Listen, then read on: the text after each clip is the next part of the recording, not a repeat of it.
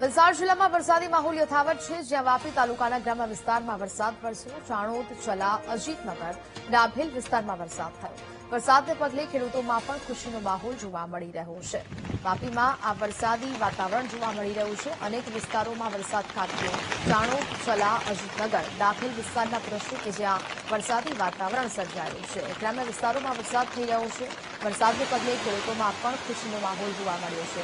વાવણી લાયક વરસાદ વરસવાની સાથે ખેડૂતોમાં ખુશી જોવા મળી રહી છે. હજી પણ આગામી દિવસોમાં વરસાદી વાતાવરણ છે તે યથાવત રહેવાનું છે. ખાસ કરીને દક્ષિણ ગુજરાતના અનેક ભાગોમાં વરસાદ યથાવત રહેશે.